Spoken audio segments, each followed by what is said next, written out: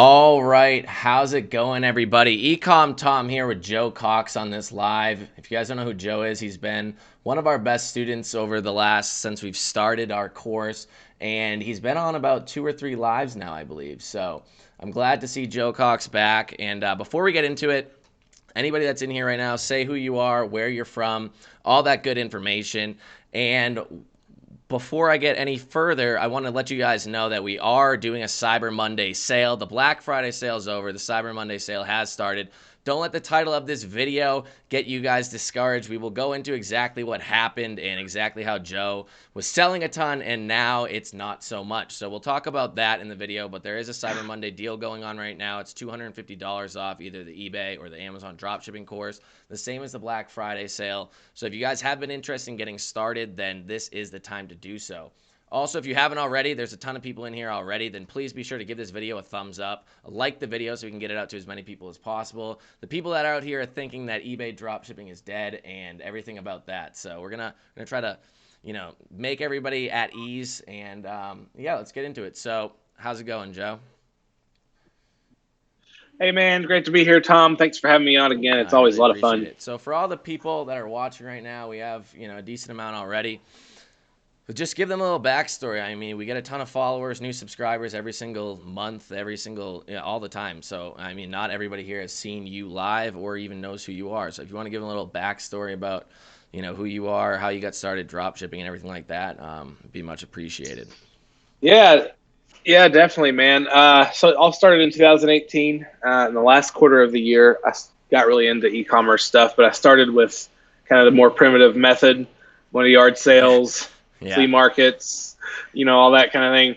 Finding stuff that I felt like was a good discount, bringing it home, listing it on eBay. That was cool for a while, but it's hard to make a Oh, lot of yeah. money doing that.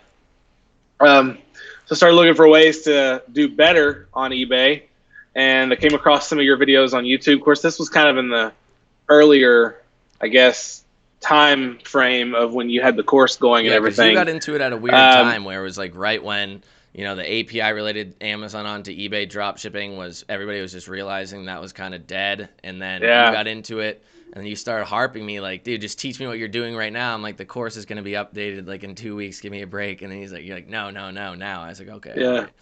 But yeah, yeah. I think one day I was just like, all right, dude, please let me yeah, pay you for your time.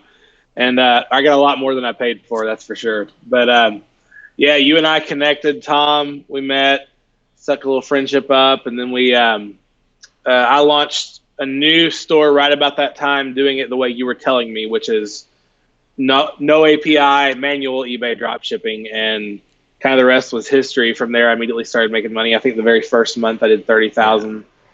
Maybe 2 months later we were at 50. You had me on a live after that first month, and then about 2 months later we hit 50. And then I really have kind of I've disappeared since then. I haven't really put anything on my own YouTube channel since then, but I incrementally climbed a good 10 to 15,000 every Yeah. month. I mean, I didn't Um, even know that you were killing it, like, even like as much as you were after the 50,000 video for a while, and then you hit me up, you're like about to hit 90. I was like, what? And then like, oh, just hit 100. I was like, yeah, okay. Yeah, it was weird because once I hit about 70, every day it climbed, drastically because I was doing 5 to 6,000 in sales. I even had a couple $10,000 Yeah. days, so it went fast from that point. But yeah, that was sort of how it started. Of course, I learned a lot of lessons along the way because right at the very beginning, right before you and I connected, you probably remember this, Tom, but I didn't know the whole thing about no API stuff, and I was dropping Amazon to eBay. So I got MC011 way Yeah. back then, but I was able to get back on the platform. eBay let me back on, and um, it was we kind of rebuilt from the ground up, and it went Yeah. great. You So, know. I mean, before we get into anything about like what happened and everything, what do you think were some of the biggest factors, or, I don't want to put a number on it, but like the 3 biggest factors that helped you scale and grow your business so fast? Because I've seen the number one issue that a lot of people have is, getting everything to work right or, seeing success. And I've seen people that are dabblers and they go in there and they work, 30 minutes a day or maybe a couple hours a week. And then they're wondering why they're not making sales or anything, or they never fully immerse themselves into it to really learn as much as possible. And what do you think was some of the biggest reasons as to why you grew so quickly and so successfully? Yeah, man. I like your suggestion of three top things. Me and you are Yeah, systems guys. We're both like that. So, I would say the first thing is like being totally immersed in it. Um, for me, it wasn't a side hustle. Like I had a regular thing I was doing for money during the day. I was working for somebody else doing some stuff, but like I just made up my mind that I believed in this. I was going to put myself completely in it. So I worked all day in my normal stuff. And then I came out here to my office and worked at night and operated on 2 to 4 hours of sleep a day for a while. Um, but I was just really driven by it because I was passionate about it. I was excited about it. That's the first thing, just really putting in the work. I mean, the whole idea is to build passive income. And this is obviously like a semi-passive income. But like no kind of passive income is without its yeah. investment time. You got to put in some time in the It's the beginning. same thing with any So business. so Yeah. that was probably yeah, totally. So that was probably the contributing factor to the speed at which I got to where I was. Um, and then I'd say the second thing is having a coach or a mentor. I connected with you early on. I got your course.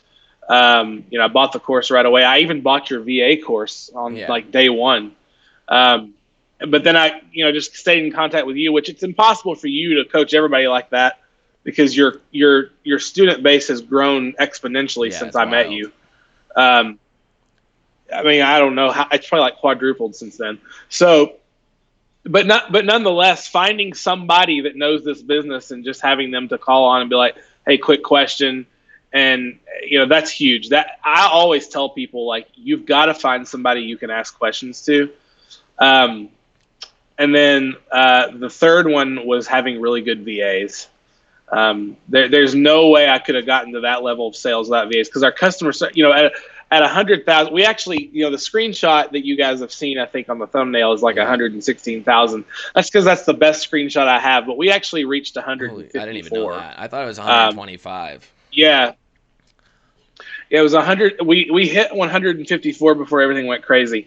And the level of customer service you have to do with that many sales, you can't possibly do it without good VAs. So, to kind of recap that, it's putting in the work, having somebody, even okay, on the mentor thing, even if it's somebody they don't have time to talk to you, just somebody you can watch their videos with. You can connect with them. You like their personality on YouTube or whatever, and that you get them. You just sort of click. Find somebody like that, watch their stuff, learn everything you can from them. There's a lot of guys out there doing it.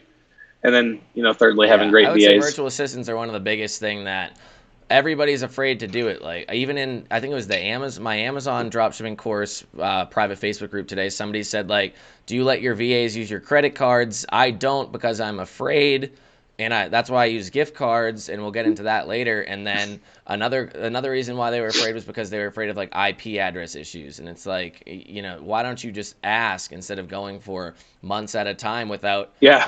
without having a virtual assistant or being just held back by that, when if you just asked me or if you asked anybody else, I would be able to tell you that you're perfectly fine. At least one virtual assistant on one account or a couple on one account. I've never had an issue, and they've never had to even use a VPN. So I mean, some people have these issues that Right. are in their Right. head that they never even asked the answer to. But you just jumped in and you hired a ton of VAs right off the bat. You trained them and you immersed yourself in it. I really do think that that's the main deciding factor. We had another student recently. His name is Charles Gray, and he came in his first month he hit 25. Second month I think he hit 40 something thousand, and he's still killing it as well. So it's pretty wild that you can grow that quickly. I don't suggest growing that quickly nowadays. It's definitely a risk, especially on a brand new account with a brand Yeah. new PayPal that's never been connected. And but Yeah. it's better to grow a little bit too quick than it is to never make progress and just sit there spinning your tires the entire time.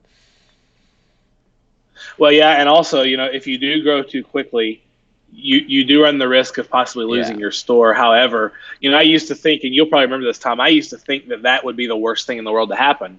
Like everything's over if I get MC011 or whatever. But like, it's not. I mean, it sucks. Don't get me wrong. It sucks bad. But like every time something like that happens, you learn about 5 things not to That, do next and time. I mean, if it Um, ever happens again, then you're already prepared, and so you've already made it back from that. So that's I right. mean, I was about to That's have right. somebody else on. I'll probably have him on next week. he got MC011. He figured it all out on his own, and it was a kid I met in Nicaragua, and he's back up and running.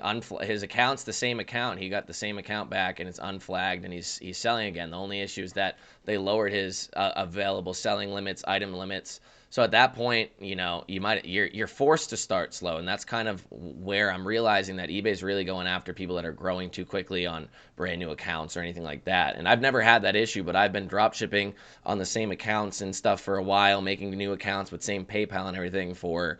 I mean, I've been selling on eBay probably with the same PayPal for 5 years. Not drop shipping completely, but it's definitely seasoned. It's a seasoned account.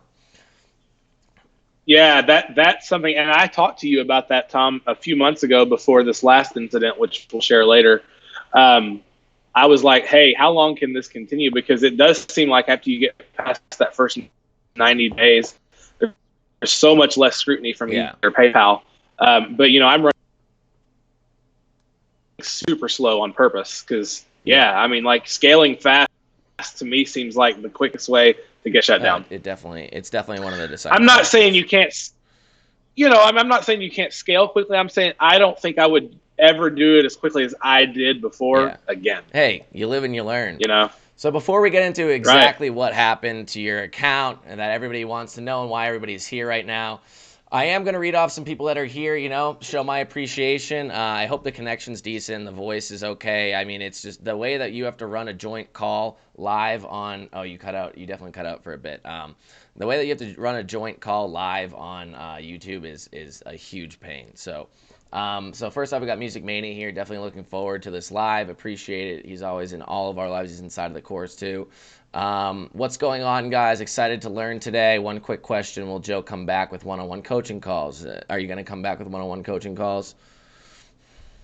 I don't have plans on doing that anytime soon. They were very time consuming, but I am pretty good about getting back to people on Facebook Messenger.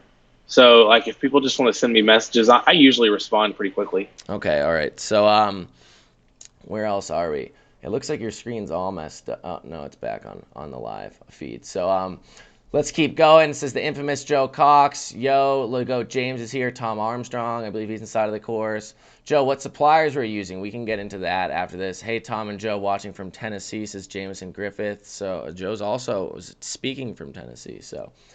Yeah, man. Are we neighbors? Could be.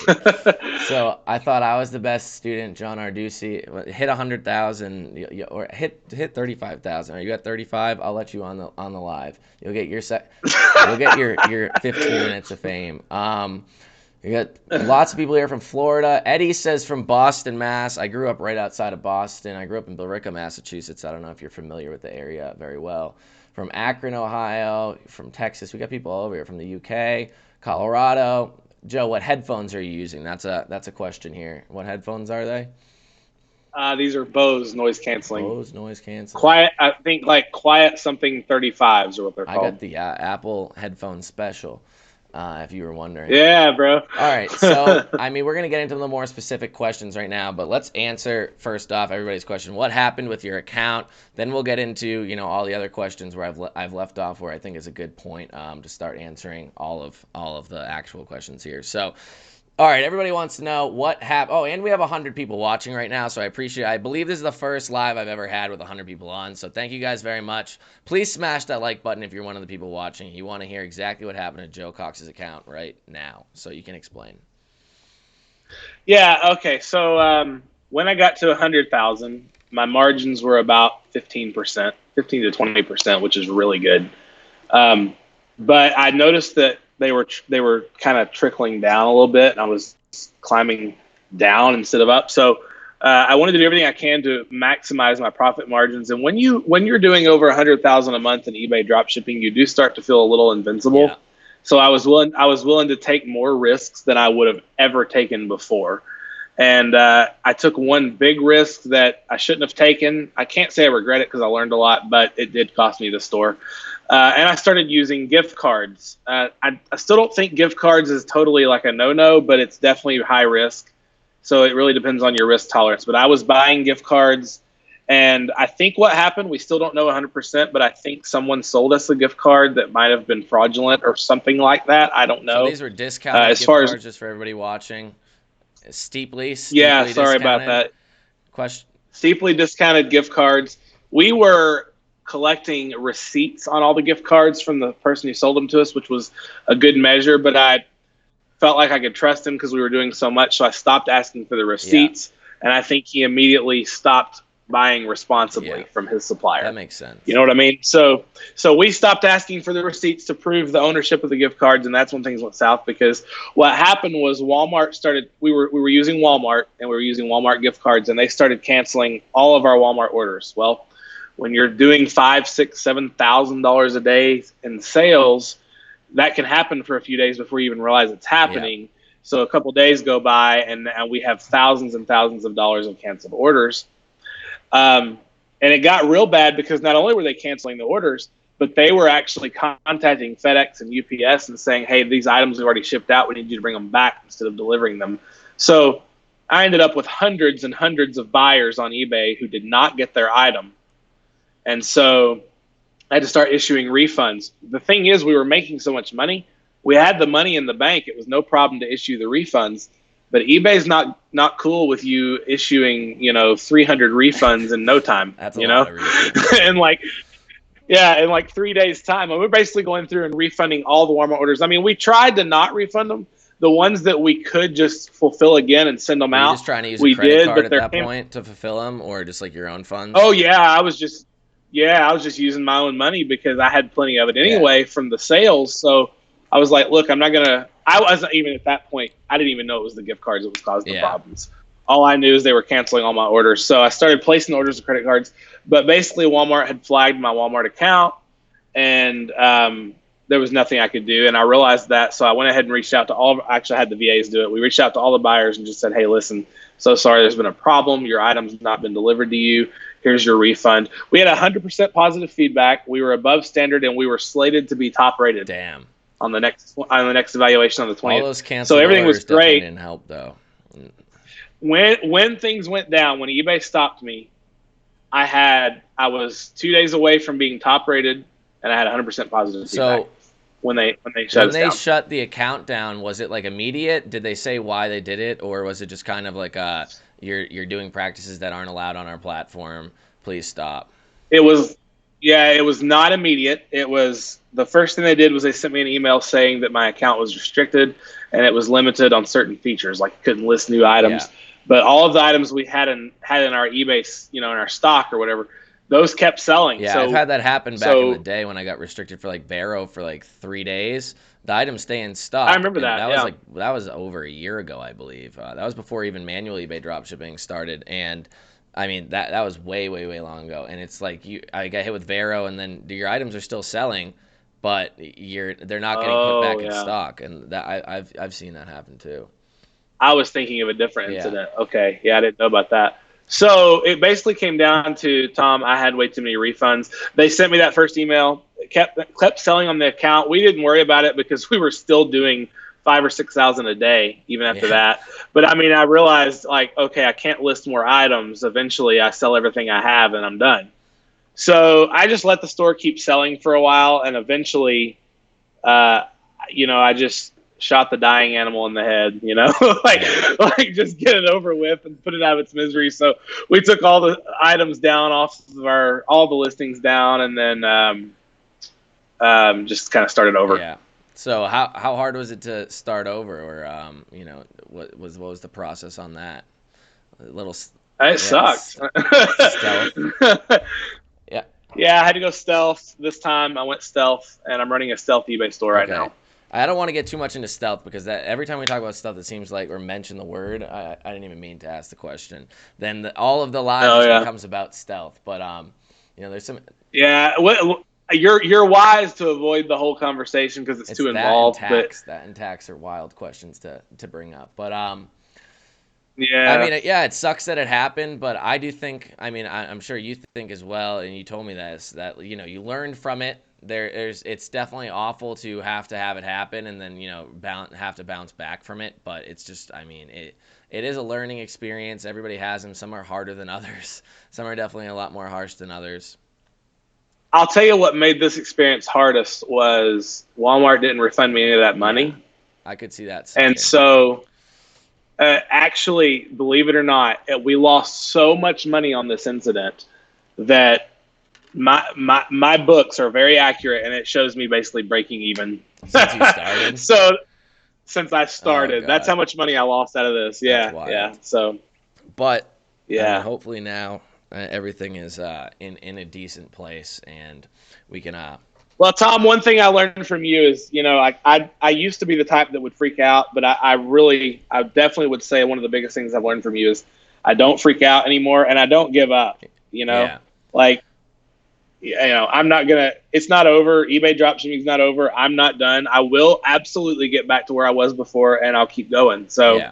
I mean, that's just gotta stick that's with the it, attitude right? that's got you up to that point in the first place. So it really is all Yeah. about bouncing back up. And I can agree with you on the point where you said once you're doing over 100,000, you feel invincible. Like I had an account last year back when we were doing all the manual, not the manual, the API related software and everything.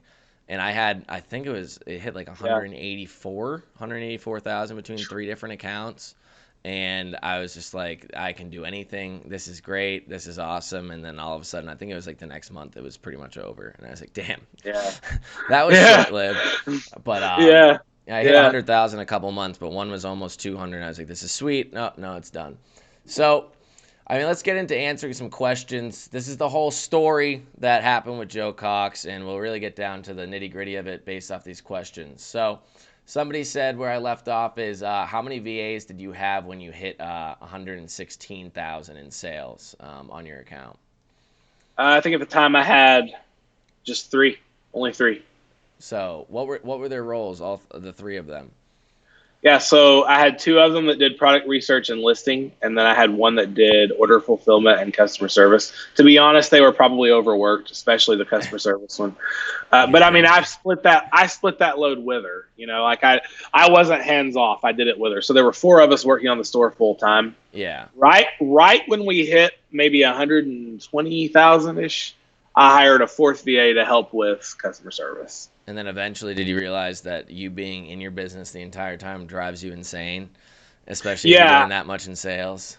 yeah. Like this time around, I won't do that. Like I'm here right now because we have to rebuild. But when it gets back to where it was, I'll hire more people and I'll be out of it. Yeah, that's how I feel right now. I've been trying to optimize all my systems to the point where it's just I'm hands off. I didn't even look at my account really like I looked at the sales. That's it. I didn't look at anything else for probably the last week, and it's so much. It just clears your mind, especially when you're building other businesses and doing all sorts of other work nonstop all day. It gets to the point where it's too much to be able to deal with the minutia of your eBay dropshipping store, and that's where it fully becomes or it becomes like the more passive income, like you were saying. You have to build it up to that point. You have to learn everything and immerse yourself in it. And then all you have to do at that point is just stay up with current events pretty much. Is there anything that's changed? Yeah, Is there this? Is there that going on? Is this still pertinent information? After that, you're pretty much good to go as long as you stay pretty consistent. yeah. I would definitely recommend to others who want to get to the level I was at. Like obviously, you need to work hard, but try to have a better balance than I did of like be looking at your next the next step, lead your VAs but don't do their job for them. I did a lot of that. I was one of my own VAs No, and yeah. it wore me out. I mean, that's how I felt too. After I got eBay done, then it was Amazon, or eBay pretty much 100% automated. Then it was Amazon, and then I was like right back to it. And eventually, Jason was just like my business partner. For anybody that doesn't know or watch Last Live, was basically like, Tom, you're killing yourself over here. Like, you need to get more VAs on this. And I was like, yeah, you're right. You are definitely correct. So then I went ahead and Yeah. automated it. And Amazon is just as automatable as eBay, if not more. And it's really just all about keeping your metrics good. You need to have a good VA on Amazon to have your metrics at a stellar performance, or else. Man, I love it. I love it. It's so true what you're saying. It's so much better to let it's so much easier to let VAs run your Amazon stores. I've got an Amazon store right now too, and two VAs run it, and it's just great. Yeah, So much easier. it's definitely the way to go. So Latravius McKay says, "How old are you, Joe?" I don't even know the answer to this question, honestly. I am 33. 33. So a little bit older than me, but dude, I just turned 26, and the whole health insurance thing is definitely pretty interesting because I got kicked off my parents. Now I have to Yeah. go out on my own. Yeah.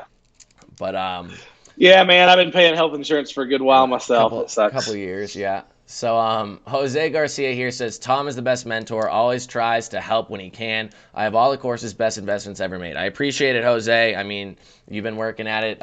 You keep killing it out there because your time will come when you put in your effort and you automate your systems and you really learn the whole business. You are going to be successful and find success with it. Yes, is there changes on eBay right now with item location? I mean, the policy changed. Yes. We made a video on it. We addressed it pretty hard in the last YouTube live. The policy changed, but they didn't act on it. They haven't done anything. And for everybody watching right now, I am coming out with a video in 2 days, probably on Wednesday, where Jason, my business partner, was calling eBay, and I was like, dude, since you're calling eBay, just call and record yourself with asking them item location, policy location questions. So we have a whole live video coming out of a live phone call with him on eBay.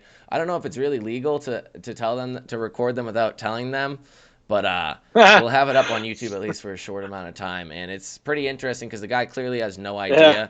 It's just like, he's like, oh, well, you need to be telling us where the zip code's coming from or where the item's coming from zip code wise. But, there are people that use multiple warehouses, but yeah, the algorithm should be able to pick up on it. And at that point, I was like, it's probably just the algorithm is targeting people that are dropshipping from Amazon, because the majority of the people that I've seen that have been flagged in the last flagging, which happened on November 21st, I believe it was, they were all dropshipping from Amazon, it seems. So it's an interesting time right now. So, I mean, I can see the uncertainty, but it's really, you got to roll with the punches, basically. Absolutely, man. So somebody asked, so Joe got an MC011? No. So, I mean, No, did they end up saying what it was? Yeah, it was not an MC011. As a matter of fact, it's actually still open ended right now. They want, they're doing the whole show us documents thing. Oh, really? Yeah. So because they didn't suspend the account, they restricted it. Remember? Okay. So I can't add listings, but the account could still sell. So like if I hadn't taken the listings down, it was kept selling. Oh, okay, that makes sense. sense. It never got MC011. That's interesting. Yeah. So Jameson Griffith says, what is your opinion of no BS dropshipping quitting eBay? So if you watched his most recent video that he put out yesterday, he literally didn't say that he quit. I think he basically said that if you have everything put together and you want to put the work in, yes, you're still going to be making money. Yes, there's still people making money, but it is harder now. And that's exactly what we've been preaching for a while. But if you do take the time and effort, we've had students start hitting $40,000, $50,000 in the first 2 months, which I don't suggest doing if you really aren't on top of it 100%. But if you are, going through if you really do want to work in your business and really learn everything for the first month or two, you should be able to be doing a decent amount of sales. And yeah, definitely. I'm at the point now where I don't think anybody should go over. I'm going to add a video into the course about this. Where I don't think anybody should go over like 7,500. Definitely not over 10,000 the first month unless they really know what they're doing. Because we did just have somebody in the course hit 15,000. They got MC011, but the reason is that they had 8 items that they didn't ship out. There was like 6 return cases in their first month. All sorts of stuff where I was like, you learn from your mistakes, but you need to run a more efficient business, or at least be on top of it. Hey, you know what, Tom? For the new guys too, it's really tempting to scale too fast. I mean, like right now, I'm running several eBay stores, and they could all easily do 30,000, 40,000 in the first month. Yeah, it's really hard not to do that. But I know for sure that eBay they're really cracking down on this stuff, and I know you're gonna get your store flagged if you do that. Yeah, and the whole reason why they're asking for the proof of all this is because what if it's I believe is like, what if you're running an elaborate fraud ring where first off they ask for your tracking numbers and you get MC011, upload all of them, make sure they're all delivered. Then they're usually going to ask for proof of you buying these items, and it gets to the point where the proof is they're asking for proof because what if you're just not buying these items, or what if you're stealing them, or they're fraud in some way, shape, or form. It's the same thing I believe is the PayPal jail, where they don't give you your money back right away on PayPal for the first 3 months because of the fact that what if you just created a PayPal account, an eBay account, started selling stuff, sold a bunch of fake stuff, took the money and ran. Right. Jason, my business partner, just bought. He's big into magic cards, and he wanted to buy magic cards to hold on to them and collect them, and over time they'll be worth more money. And he bought this lot for $1,300 off of eBay the other day, literally like last week. And the dude said, "Oh, you're gonna get these cards, and this is a whole lot of like 2,000 other cards, and I got this from an estate sale. Blah blah blah blah blah. I'm not a card collector." Lo and behold, all the cards that were the good cards that he showed in the picture on eBay on the listing never were in the box. None of Oh, the cards were there, and none of the guys like just playing dumb. And if you look back up on his account that he clearly bought from somebody, he has like the same exact elaborate scheme going on again, and it went for like $2,000 this time. So I mean, oh Jason's getting crap. the return because eBay, if you bitch at them enough, they'll eventually give you a return label. But it's things that they're trying to avoid it, and I can understand where they're coming from. So, Yeah. where are we right now? So it says, how many listings were you putting up a day? What? I think that's a good question. Along with how many listings did you have on your store at that point in time when you were hitting that amount of sales? I had about 1,500 items listed. Um, and most of them were not Walmart, by the way. Walmart was just maybe, I'd say 30% of our sales, 40% maybe. But over half of them were the suppliers that you talk about in your course, Tom. Yeah. Um, but yeah, it was, sorry, the whole thing cut out. Are we still good? I think we No, are. you're good. You've popped in and out of Okay. being a black screen a couple times during this live. What was that person's question again? Because I totally got How distracted by many that. listings were you putting up a day, and how many did you have on your account, basically? Yeah, there were about 1,500 whenever it all stopped. When I took them down, there were about 1,500 up. Um, I didn't have a quota. I didn't tell the VAs, hey, I want this many listed a day. I just had two people that product research and listed all day. So usually no less than 15 or 20 new items per day. Yeah. And that's another thing I've seen a lot of beginners really get hung up on, where they're like, I'm telling my VAs to hit this many items a day, and they can't do it, and they're having trouble doing it. And somebody posted that today in one of the private groups as well. And somebody was like, well, have you even tried to do it yourself that many items a day? Do you even know if you can do it like that many items a day? And it's a good point, because if you're forcing somebody to hit a specific quota of items, then there's a good chance, or there's a high likelihood, that if they feel forced, or in just needing to get these items, that they're probably going to start throwing up some BS items, possibly start fudging their numbers. Oh, this one sold 4 times in the last 30 days, but in reality, if you went back and checked the sourcing sheet or anything like I provide inside of the course, maybe if you click on the seller's name, then maybe they only actually sold it 1 time or 0 times. That's one of the biggest issues I've seen with virtual assistants is some of them could be fudging their numbers. And some people are like, oh, I got 600 items up on my store and I'm not making sales. Well, there's an issue right there. And what you should be doing is figuring out what that issue is. Because if you have 600 items up on your store and you're not making sales, there's quite the issue, I'd say. Oh, yeah, for sure. So here we are. How do I get PayPal to not hold my funds? I've been selling for 4 months already with 100% feedback. I do believe that the PayPal jail, I haven't been in it for a while, and I don't know if you have any better insight than I do, but it's 3 months, but you have to do a certain amount of sales, don't you, in order to like also get out of the PayPal jail? It's like a certain numeric, like believe it's 100. Am I correct on that? Yeah, I can't remember the number myself, but there is one. Yeah. Yeah, so it's gonna be 90 days and a certain amount of sales. Basically, the truth of it is, it's whenever eBay feels good about you, but it's never less than 90 days. If you're selling consistently, you should be fine. So if you're at 4 months and you're still in PayPal jail, I would be interested to know how many sales you've had. Yeah. So I have seen that too, and especially with drop shipping, I feel like we usually don't think about that second part of the equation, because it's easier to make sales with drop shipping, especially at 3 months. 100 sales is very achievable in 3 months. But if you haven't been, Yeah. working on it extremely diligently, or if it's just been something in the background that you've been doing, you might not have hit 100 sales. And I believe it's 100 sales, or some amount over $10,000 in sales. It's something like that. There's a second part to the equation. Um, Yeah. so I can confirm Joe is very responsive even on YouTube comments. There you go, Joe. Hey, Tom, looking forward to this video. Nice. Appreciate it. What platform do you use to make training videos for VAs? So I'll answer that one, and then you can answer it. So for my VAs nowadays, I do. I've used Zoom the entire time. But another thing I've been doing recently, and I think I've told you that I use Slack. Do you use Slack with your virtual assistants?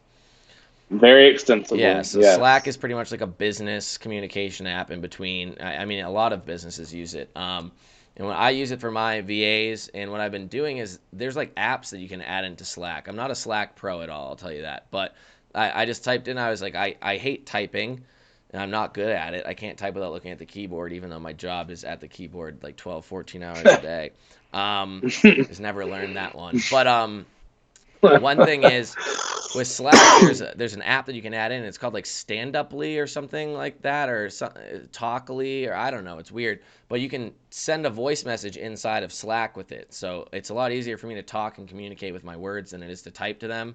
So I'll be like, hey, just made you a new video. Check this out. This is kind of what I went over. Or instead of making a video, because if the video takes too long to make, or if it's just kind of useless and it's just a little update, I'll just send them a voice message. Yeah. So on my side, I pretty much do the same thing. I use Zoom.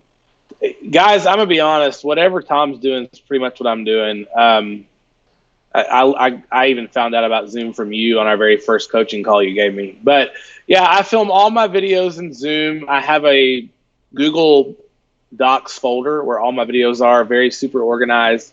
I got them titled by alphabetical order, all that kind of stuff, and then categorized by like, these videos are about customer service. These videos are about product research. Yeah. You know, these are film videos. But then you said, like, I'll send voice text as well. Yeah. Voice messages are definitely the way to go if you don't want to make the video. Where are we? So we got Ed O'Connell's here. He just hopped in both the courses today, I believe. So appreciate it, man. I hope you enjoy them. So we got Music Mania. He says, they took down all my listings. MC011 grew too fast. If I get all my listings back, will they still have the sales social proof, or do they all go to 0 sales? My first guess is that they go to 0 sales. What is the answer here? Yeah, I'm thinking if it's MC011, you're back to square one no matter what. Yeah, that's what I would believe. I would believe if the listings get taken down, then there's a high likelihood that your sales will probably go to 0 on those items. But that doesn't mean that those items aren't good items still, because they could still go back up on your account. You could still list them. You just have to rebuild from square one, and or try to find a way to get a new account, and kind of really just figure it out from there. So Yeah. John Arducci says 100 people live and only 31 can find that like button. That's very true, John. So if you guys are watching right now, please be sure to smash that like button, because Joe's spilling his life story here, at least, or his eBay life story, and I feel like not everybody would, have some people's ego got in the way. They don't want to admit that, they were up so high and mighty and then fell so hard, but are working on their way back. So I appreciate that. So Tim Davis said, were they Bitcoin cards? Is it BTC? Is that Bitcoin? Were you paying for these things with BTC Bitcoin? is Bitcoin. Sometimes I paid with Bitcoin, but not always. Yeah. I mean, I've seen either way go, but I'm not well versed in the Amazon, in the sketchy gift card game. Yeah. So very similar thing happening with Amazon. Tim Davis said, wait, gift cards are bad to use. I'm just so confused. So Red Snow, let's think about things here from an objective standpoint. If you're buying gift cards from anybody that's hitting you up in your DMs or is trolling these Facebook groups for 10, 15, 20% off that at the regular price of the gift card, where do you think they're coming from? There's no way that there's this many gift cards out there in the world that people are just like, oh, got this for Christmas, don't want it anymore. I just don't want this gift anymore. There's no way somebody can consistently have $4, $5, $6, $7, $10,000 of gift cards a day that they can sell to people at a sketchily, egregiously low price. There is clearly some sort of elaborate fraud ring that's going on in the background here, and that's the reason why a lot of these gift card websites, when you buy them from some of the ones that you have to pay for Bitcoin, they'll give you a higher percentage off if you pay for Bitcoin, a little bit lower if you pay with other more trackable forms of payment. And also the fact that they only give you a specific time frame to use these cards, because if you don't use them in that time frame, there's a high likelihood that those cards have already been charged back. So that's pretty much the reason behind why it's sketchy to be using these gift cards. That's and if I could real fast, Tom, just say, most of us that get into buying gift cards, we don't know that to begin with. We don't realize that somebody's committing fraud.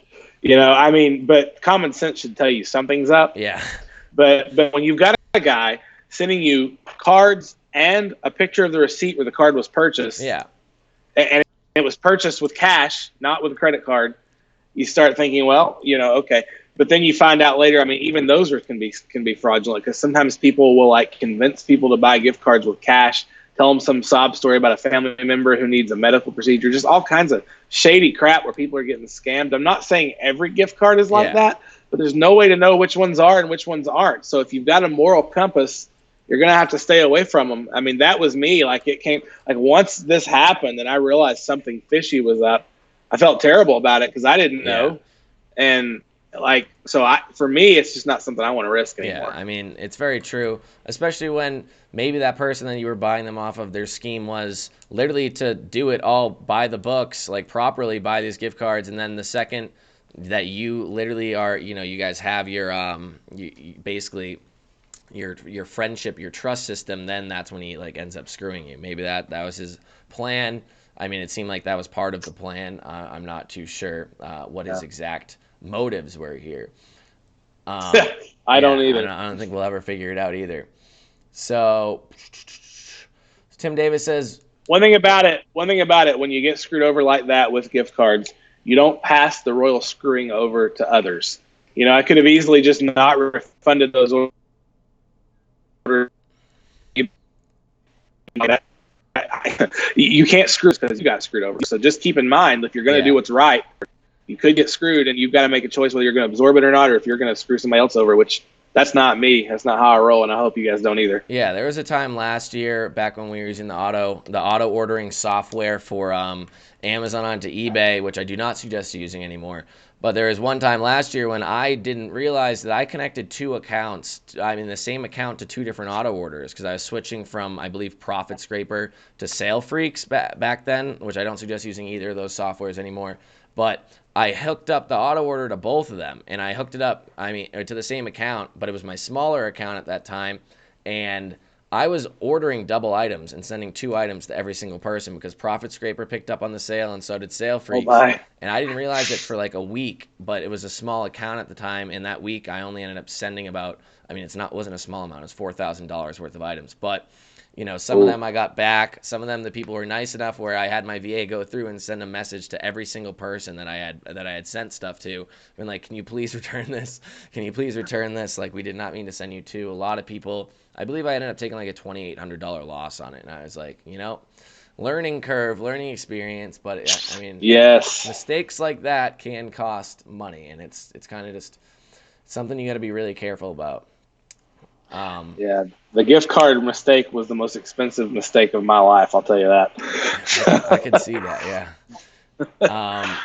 So somebody said, so Jesus Martinez says, any tips on how much freedom to give VAs as you scale up? My VA has been doing well, but I still review the items before they go up. Honestly, it really comes down to a point of just trust. It's really, if their items are good and it's over a specific amount of time, maybe a couple months they're doing well, or a month they're doing well, you really trust them, then I would either stop checking or get a lot more lenient on checking. I don't really check my VA's work anymore, but I'm still making sales and doing well with not a lot of items on my account. So it's really, you gotta get to a point of trust. But I don't know, do you have a specific procedure that you run for that, Joe? Well, I have a lot of VAs right now.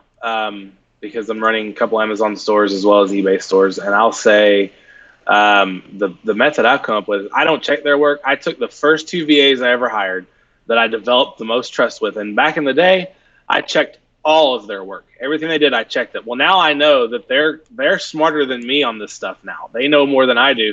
So I put them in charge of all the others. So these two people, they check the work of all the others, and I don't have to. Yeah. I don't think they check every item or every listing. I don't expect them to. No. They're just kind of keeping an eye on things, Yeah. Eventually, it's a gradual progression. You're gonna start with one VA that you trust, or that's who you train. Eventually, they should end up getting higher roles in the business, is what usually ends up happening. Then you're hiring more people. They might be in charge of other people. My virtual assistant, my main one, is really the only one I talk to for eBay, and he delegates the work and pretty much what needs to be done. let me move this person over onto Amazon for whatever sourcing or checking some spreadsheet or whatever for the day. And, he pretty much does everything. I just tell him what the direction we need to head in is. And it's kind of, it grows over time. It's really what happens. Yeah. So somebody, Latravis McKay said, Joe, what books were you using? Is that for, what books is that accounting? What do you use for accounting, I'm guessing? Maybe that's what he means. I just use Yeah, QuickBooks. that's like the industry standard, I believe. I finally Yeah. took the reins and gave it all over to my CPA the other day. I was like, I don't want to do this anymore. Yeah. I haven't been keeping up with anything. Let's be honest here. Here you Yeah. go. You can have this. Yeah. Yeah. So that'll probably cost me a pretty penny to get all figured out, but whatever. Yeah. Can someone tell me what's the benefit? So somebody, Red Snow asked again. Can someone tell me what's the benefit of using gift cards? There is no benefit of using gift cards. Noah's in here. How's it going, man? What's up, Tom? Hope you killed it this Black Friday. Doing pretty well at the moment. I appreciate it. Haven't checked in a bit because I've been busy setting up this live, and trying to stream 2 people at the same time on YouTube is impossible. What suppliers were you using? You said Walmart. Some of the other ones are inside of the course, but was there any ones that weren't inside of the course that you were using? I think we used Sears for a while there at the end. I don't know if you talk about that one in the course or I not. do, but it's pretty known. Yeah, okay. But that was it. I mean, most of our sales came from the suppliers you mentioned in the course. We did. We also had one small wholesaler deal that we were doing, but it wasn't selling a whole lot. Maybe a couple $100 a week on that one. But yeah, pretty much everything in the course is what we were using. At all? We used Home Depot. I still use Home Depot now. I've never really had any problems out of them, and I can make a lot of money with them without using gift Honestly, cards. Home Depot left a real sour taste in my mouth them on Amazon, and I never used them again. I hated it. I remember you telling me that. I can't remember what happened, They didn't send out an item the customer legitimately didn't get the item for 30 days after I had purchased it on Home Depot, and they kept saying, "Oh, the supplier's back ordered," which means that they were just drop shipping it on me. So it was like a double drop ship was going on. I eventually got them to give me the products for pretty much free, and I had to just like nurse these 3 people on Amazon with like the best customer service ever, like calling them, talking with them, becoming their friend even though I didn't want to. And then eventually getting to the point where they were okay with me just like sending them extreme discounts on the items and sending it like a month late. But I hated that, and I just gave up after that. I was like, nope, not happening anymore. I'm done. So where are we? There's so many questions here. Where are your gift cards reported as stolen? Where are your gift cards reported as stolen? Did you know that or no? Do you or just like Walmart? I still don't know if they were stolen. All I know is Walmart didn't like them anymore. Did not have a good time. And once Walmart said they didn't want my gift cards, I tried to figure out what was going on with them, but I never could. I still don't know what happened. All I know is that I won't use them again. That's pretty wild. The goat James at one point in time typed out the whole alphabet. I'm real far behind on questions here. Would you start with Amazon over eBay or try both at the same time? I'll give my answer and then you can give your immediate answer. I would not. I don't think Amazon is the best place to start, especially when you don't know what you're doing. If eBay is a place where you can't scale very much and a lot of beginners get in trouble with scaling and get MC011, then Amazon's like 6 times that. So there's no issue with making sales on Amazon. I can guarantee you that right off the bat. There's no issue with making sales. The issue is having a well put together system that, you're not making too many sales when you first start, having the knowledge, having the ability to restrain yourself on that. Also, having the ability to have your metrics in great standings at all points in times, because the second you slip up on Amazon, they're gonna bring the band hammer down, and they're not gonna hold back. Where eBay might give you the MC011, might slap you on the wrist for a Vero violation or something, and maybe you get a 3-day restriction for too many Vero violations. Vero violations are the same as an IP complaint or anything like that on Amazon, and you get too many of those, and you're done. You're gonna get banned. So I would not suggest starting with Amazon or working on both at the same time when you're a beginner. I really do suggest, if you don't know what you're doing, get started with start with your training wheels on eBay and then move into less training wheels on Amazon. So I don't know what your opinion is, but That's totally my opinion. I would tell anybody out there, like, invest in yourself. Get Tom's eBay course. Don't start on Amazon. Start on eBay. Start with the course. Just do exactly what the course says, exactly like you're supposed to, and that will be the way to learn this business. And don't think of it like, oh, it's the baby version, because I've made a Yeah. lot of money drop shipping on eBay, and I know Tom has. So, but yeah, if you're starting out, you do not want to mess Yeah, with just Amazon because starting eBay is out. smaller than Amazon does not mean that there's not a lot of people on eBay every single day buying. I mean, there's millions of Oh people on man, eBay every yeah, single day buying ebay.com, and it's not the baby version. It's the more beginner version where you gotta learn, you gotta crawl before you run, or whatever that saying is, walk before you run, and eBay yeah, is the place to start. exactly. So, is it safe to use obscure suppliers? Sandcar Prasan says, did you get suspended because of violating dropship policy? We already went over that. It was more of a restriction that has yet to be lifted. Is it safe to use obscure retailers? How do people dropship using retailers safely without getting flagged? I believe we've answered that question pretty well, but I would just say, like, be careful with it. Don't grow too fast. And also, number one thing here is provide great customer service. Make sure your metrics are in good standing, even on eBay. If you're sending items out, and say your shipping policy says you're going to get the item to them in 3 days, and you didn't realize that on Walmart that item's not showing up for like 17 days, you have two options there, and neither of them are good. Is cancel the order, or reason with the buyer to ship the item out and wait like 14 extra days. One's going to affect your tracking, shipping, and upload it on time, and the other one's going to affect your cancellation rate in one way, shape, or form, or the other. And both aren't good. So you got to realize that you need to be paying extreme attention to how your items are getting to your customers, how much you're selling in the beginning, and what you're selling. If you're selling items that are literal crap, like an Amazon listing, and don't do Amazon onto eBay. A Walmart item that has legitimately 1 star on Walmart, what makes you think it's going to be better on eBay? It's not. It's not going to be better. So that's the high rate of Yeah, return, everything like that. yeah. Um, Good advice. so I just your new style account. Is it a good idea to call eBay and ask if your account is flagged? What do you think about that? Is it a good idea to call eBay and ask if your account is flagged? I probably would not do that. No. Yeah. Um, Uh, I mean, you've talked quite a bit before about how to find out if you're flagged. yeah. I mean, if you look at that promoted listing graph, right, you're going to know right away. Yeah, it's pretty much a dead giveaway. One thing I would say is that, I mean, when you're first starting, if you're having issues sourcing items or whatever, and you want to try to make some extra sales, promote your listings. When you promote your listings, first off, you're going to probably make more sales on your items, or hopefully. And then also, you're going to realize that if you get flagged, your impressions on your promoted listings are going to literally just plummet. They're going to hit nothing. It happened to a bunch of people using Amazon onto eBay, which we've been preaching here on my channel, me and Jason, for almost a full year now, not to be doing this, and it's happening. People are still doing it. I know there's old YouTube videos out there, but it's inexcusable if you take your business seriously. And that's the biggest giveaway, especially if you were making good sales and then all of a sudden you're not making any sales now. That's probably the first indicator. And then you check your promoted listing impression, like, oh damn, yeah, it happened. But I would never call it. You can easily figure out without having to call. Um, in your opinion, what is an acceptable rate to scale up? What do you think on that one?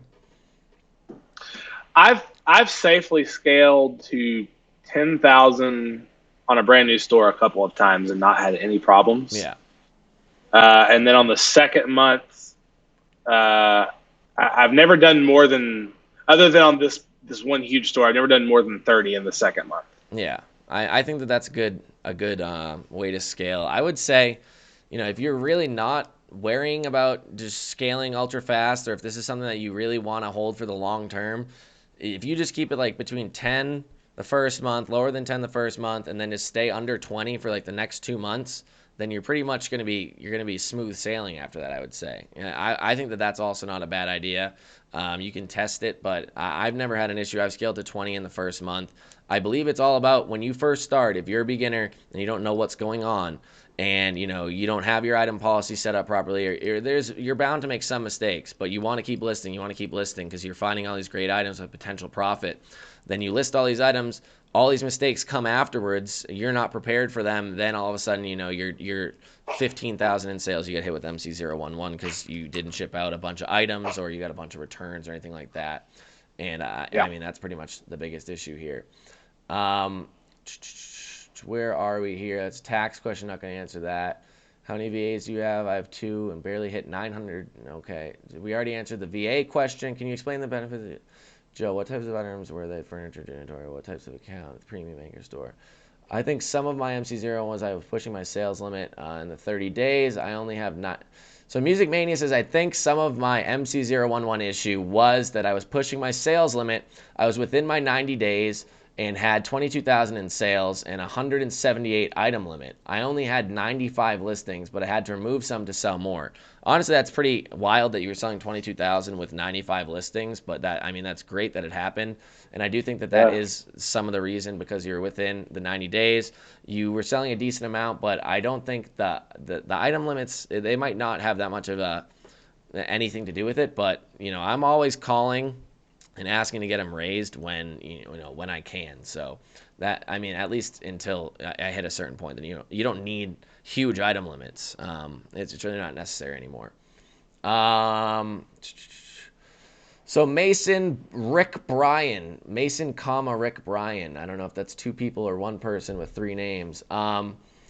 See a lot of people advertise thousands of dollars a month, blah, blah, blah. What matters to me is profit margins. I joined late, we can tell, and you may have went over this. What was your profit margins, Joe? Do you want to go over this again? Yeah, so we were seeing, it was kind of all over the map, but I would say during the life of that store, we averaged about 20%. That's really the telltale sign. And a lot of it, or a decent amount, is possibly because of gift cards, but it is what it is. You live and you learn. So that's that. Yeah, there was a month or 2 there where it was over 25,000 in profit. Wow, well, that's pretty wild. So where are we? I have a question. Is it possible to manual list? All right, so Spaze, or I'm guessing Spaze, Spazzy, J, I have no idea. Is it possible to manually list products from your phone? I get asked questions like this quite frequently, or like, should I have a laptop to do this business? And I'm not here telling you that you can't do it from your phone, but I'm here to tell you that it's going to be literally awful. I hate texting to begin with just because of how slow the communication is. I'd rather call somebody or do voice messages. Think of listing an item from Walmart, or even doing product research or anything from your phone. It's not going to be good. It's not going to be easy. Even doing it on like a Google Chromebook would be better, but even then, like, it's a very low end laptop. I would say even going to the public library would be a better option in my opinion on that one. And I don't know if you have one. I don't even know where the closest public library is, but I'm assuming a lot of towns have them still. Yeah, that would be hard to do on the phone. Yeah. How many listings should I start with? I don't think that that's a real number, a tangible number to really put out there, but it's all about just if they're good items, and just what your item limits are, and if you can get them raised, call eBay. Don't tell eBay that you're drop shipping. That's a dead giveaway that you're drop shipping when you tell them that you are. They definitely don't enjoy that. Even if you say you're drop shipping from wholesale suppliers, I still even say I'm just doing wholesale. I'm getting my items from wholesalers, and that's pretty much what I do here. So Samantha Woods asked, Joe, were most of your products consumer or industrial based? Consumer primarily. So, what's an example of some consumer goods for some people out there? I would think, just living room type furniture and stuff like that. I see that. Yeah, all the home time. decor, home goods like towels, sheets, blankets, Yeah, wall art, lamps, stuff like that. Yeah, it's I don't know, like microwaves. For whatever reason, I had a microwave that I was dropping from Walmart to eBay, and I was killing it with that thing. Yeah. I was selling like 20 of them a day. I've seen microwaves going like crazy from Walmart too, honestly. I literally almost made a video about one the other day. I was like, wow, this item is selling like hotcakes right now. Yeah. All right, so we're already at 1 hour into this. I didn't even realize we're pretty deep into this live already. We got 112 people watching right now. I'm going to try to speed up through the questions here. So if you guys like what the content that we've been providing you, please be sure to give it a thumbs up. Let's try to get it out to as many people as possible. And let's just, let everybody know that you can be making money on eBay dropshipping still, but you need to be following the nitty-gritty details of actually, not doing some things that could possibly get you in trouble. I prefer to stay on the safest side of everything in this business. And I think that that's what's helped me with my longevity on my accounts, where I'd rather not try to hit 100,000 in sales on an account if I could hit, 65 easily without, gift cards or anything like that. So let's move into some of the pertinent questions that come out here. It's hard to get to every question when there's two people answering them. So where are we? Thanks for the answer, Tom. Very detailed.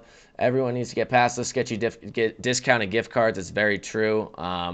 So they were charged back later. Are there any places to buy legit gift cards for cheap? I believe raise.com is like real, but you're not going to get the good discounts or anything like that you would if you bought a sketchy one, to be honest here on that. So they were charged back later, I guess. So should I leave my store on multiple locations or change it? What do you think after all of this item location stuff, Joe? What do you think the answer is here? All of my listings still say multiple locations, and we've not had any problems yet. I'm sure that might change in the future, but right now things are good. Yeah, I mean, I still have everything at multiple locations, and if we have a video coming out later on this week about it, so hope you guys see that one because it's pretty in depth, and I think it's cool. It's like a 20-minute long phone call. Is it the same process to list products manually on the phone? Oh god, this is about phone listing again. Like just using the computer, or no? Because sometimes I'm at work and I want to list products manually. I have no idea. I've never went out of my way to list on my phone, and I don't suggest it. What credit card are you using now? Do you have a specific credit card you use? Man, I just got the one you told me about. Which one? Just got it. Oh, the American Express one? American Express. Yeah, but I haven't even activated the card yet, so I haven't used it at all. Too busy. It's the American Express Plum card. That's what I use for Amazon mainly, but I do still use I use a Capital One Spark card for eBay. It's 2% cash back. It's business card. I appreciate you putting up these live videos. Thought I had eBay business figured out till the 21st of November. Just trying to start over. Not using Amazon and Sale Freaks. Yeah, if you use Amazon or Sale Freaks and or both, you are going to get flagged almost immediately. If you use Walmart as a supplier and they ask for receipts, what do you do? I've seen people fake their receipts, and it doesn't seem that hard. We have some people inside of the course that have done it as well. Ben's here. How's it going, Ben? Thanks for showing up, man. Thanks for the Zic sheet. Is very helpful. I told you I sent it to you. You called me out last live that I didn't send you the Zic sheet. I did. I remember it. Do you stay away from suppliers that don't offer gift packaging and receipts? What do you think about gift packaging and receipts? You know what? I could be wrong for doing this, but I've never put much thought into it. Yeah. I don't know if people are getting receipts or not all the time. It's honestly, I've never had anybody ask me a question. It's hit or miss. Sometimes I send myself items without the gift receipt from specific suppliers just to see. I tested out the supplier I'm currently using on Amazon. I actually tested them out beforehand by buying an item from them because I needed a ball trailer hitch for my truck. So I just bought it from this supplier instead of Amazon, even though I could have got it for like $3 cheaper. And they did, and they sent it in like a pretty well-labeled box of their brand, and I still decided to use them. And, I mean, nothing's really changed yet, so I don't think it matters. Ed O'Connell says, how do you do returns with suppliers that don't have prepaid return labels? Maybe eBay customers will say not as described, etc. if it's not damaged.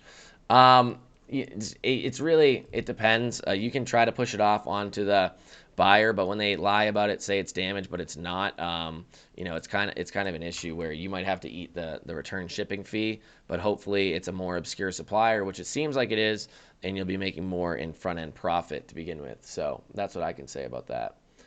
I'm only 15 and I've made a lot on eBay dropshipping, but I'm going to move to FBA in a few weeks. That's awesome. I mean, getting started that young, that's great. Ben says, start with eBay, guys, then work your way up. Hell no. Every time I made a sale and didn't have a product, I would cancel because the item was out of stock. Yeah, your account's going to hit below standard extremely quickly. Do not cancel items as out of stock. You will not be able to cancel that many before you go below standard. Then you're going to have even more issues. Someone told me honesty and the golden rule with eBay reps is honesty is the golden rule with eBay reps. I don't believe that 100%. I'll tell you that. Honesty would say you would say I'm drop shipping from Walmart onto their platform. I don't think they'd like it. Oh yeah, so after they canceled all those items for whatever for out of stock, they said that their defect rate is 11%. That's probably Oh, that's one of the high, not to laugh, but that's probably one of the highest ones I've ever seen. That's a yeah, lot. that's tough. I would call eBay. Yeah. I did the same thing like 3 years ago or 2.5 years ago when I first started. I would call eBay and try to get them to remove it because just play the innocent card that you had no idea. Um, Yeah. so Kevin says, all of a sudden, beginning from October, a bunch of my orders were canceled. I lost about 6K, but I was lucky enough because I paid them through Payoneer and used my credit card so I can dispute the amount. I don't know why your items were canceled and why you wouldn't get your money back if they were just canceled unless you were using the sketchy gift cards. So is SKUGrid still your software for inventory and price changes? Yes. You still use SKUGrid, right? Yeah. Oh Yeah, yeah. of course. If you're selling used items, you should use eBay, not Amazon. I got an email from eBay saying that I was identified as a dropshipper and my seller status got lowered from top rated to above standard. Any thoughts on how I should proceed? Make sure you're not flagged first, but it really depends on what suppliers you're using and how you're going about it, Larry. I'm not really sure from that question, kind of all of the details. I got MC011 because UPS was sending items to the wrong place. I doubt that that's a thing. Also, some incorrect address issues on the customer side. You can argue that all day with eBay, right? I mean, I've never had an issue with that. Have you? Yeah. No, never have. Yeah. So where are we? Pandora's box. They're going to start asking all the time. If customer requested a return because they don't like the item, does that affect your metrics on eBay? Gail, because they don't like the item. No, I don't think that that one affects your metrics, but I don't think that. I think that's a buyer's remorse case. Um, Yeah.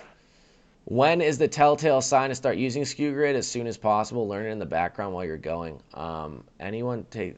I don't know what the hell this guy's saying. Your new laptop is the business write-off. That's very true. Any new laptop is definitely a business write-off, except for my new MacBook because I hate it. I want to throw it out the window. I hate Macs. You don't like your I MacBook? hate Macs. I Yeah. don't know why I bought it. Yeah. I was pissed off at Lenovo, so I went Mac, and I regret it 100%. Yeah. So small microwave was hot hot during back to school. That's very true. A lot of items like that are definitely popular back around that time. When would you delete an item that doesn't sell? If it doesn't sell for like 30, 45 days, what's your limit? Do you have a limit on it? Or a science? Um, yeah. Well, no. Just once every maybe 2 or 3 weeks, I'll tell one of my VAs to delete any items that haven't. Yeah, makes So sense. we, everything gets a 2 or 3 week runway before we give up on it. Okay.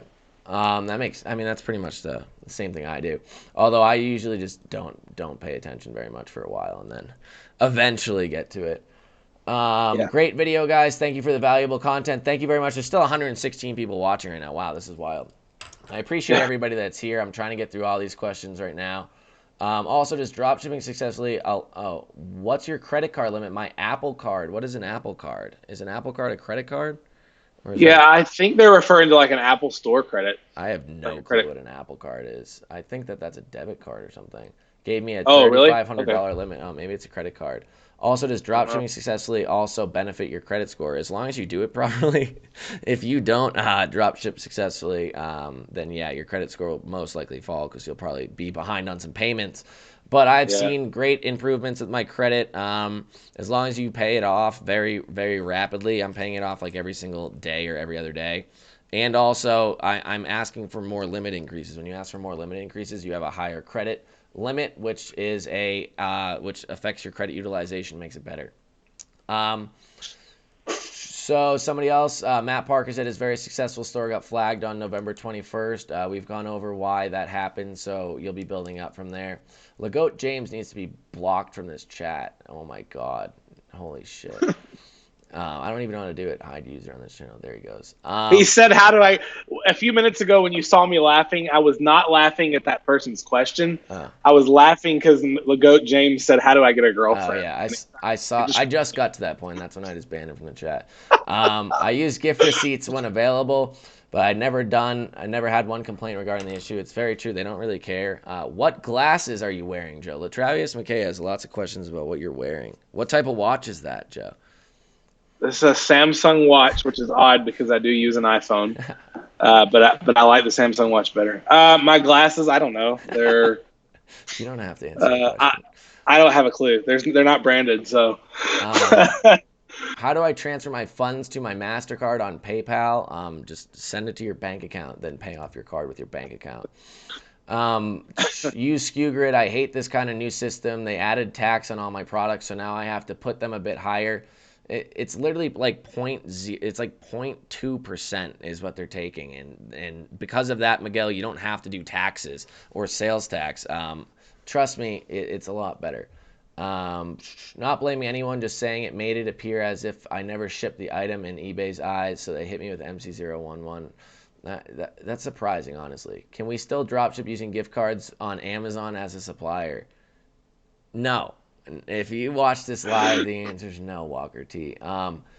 So on the stealth account, do you dread calling eBay? We're not going to talk about stealth accounts. Do you ever worry about a phone number, email, or PayPal is connected? I don't really worry about that. Barclays Apple Card. I still don't know what that is. I've never even Oh, heard I of know what that. he's talking about. Yeah, yeah. If you go to apple.com or walk in an Apple store and apply for their credit card, it's just Barclay. You know the bank, Yeah. Barclay? That's what he's talking about. Oh, I've never heard of that. He's just got a Barclay bank credit card is all it is. That's interesting. So we're almost at the end of the questions here.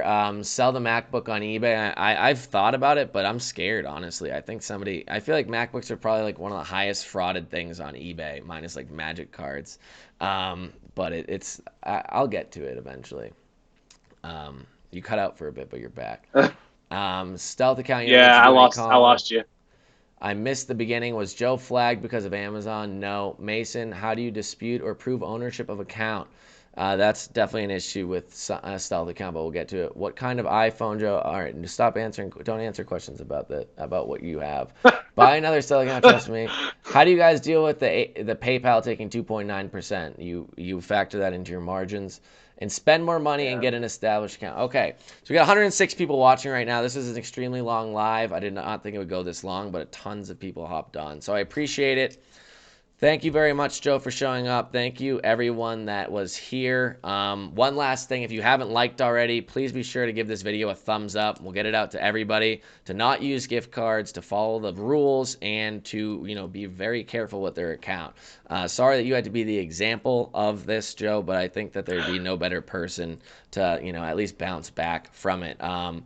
So, do you have any last words of wisdom here, Joe, or anything else that you want to say? Also, Latravius McKay said, how do you contact Joe? You can answer that, and then last words of wisdom. Yeah, if you want to contact me, the best way is to find me on Facebook. I'm on Facebook as Joseph Cox. So find me on there. My big ugly mug is on the profile picture. You can't miss it. Send me a Facebook message. I'll definitely get back to you. No, I don't really have a whole lot more wisdom to share. We've kind of given a lot of it here. If you guys have more questions for me, if you send a message, I'll definitely try to cast whatever information I have to you. Tom, man, thanks so much for having me again. I always enjoy talking with your other students and then just talking to you too. It's always a good experience, a good learning experience. I appreciate it, and I appreciate So you yeah, being always down on last second when I asked you like last second to get on the call. I mean, you did it with less than 1 day's notice, so I appreciate it. yeah, anytime. I enjoy it. Anytime you want me. Yeah, so I mean, I think that pretty much sums it up. Don't use gift cards, don't use Amazon, don't use API related software, all things that were sketchy to begin with. Also, if you guys were interested, this is the last day of the eBay dropshipping course and Amazon dropshipping course sale. It's $250 off. One last plug here. The link is in the description. A little bit more details on everything. Both courses are over 70 videos long and over 13 hours of content. Amazon, I think, is almost 16. And when I start adding more content, I can imagine it might hit almost 20 hours of video in there, which is pretty wild. If anybody listens to that much of me talking, they must go insane. But also, the link is pinned. It's the pinned comment. If you guys Would please, I mean, anybody that hasn't watched, or if you enjoyed this information and hasn't subscribed or anything like that, please be sure to subscribe. I try to do at least one live a week. This is the second live we've done the last like 2 days. So I appreciate everybody for showing up, all the regulars, everybody else that's here. I appreciate you showing up, Joe. Thank you very much. And one last thumbs up if you guys could. I would very much appreciate it. Gets us out to a lot more people. The thumbs up really do help. So thank you guys very much. Thank you very much, Joe, for showing up, and I'll see you guys in the next live. Later, man.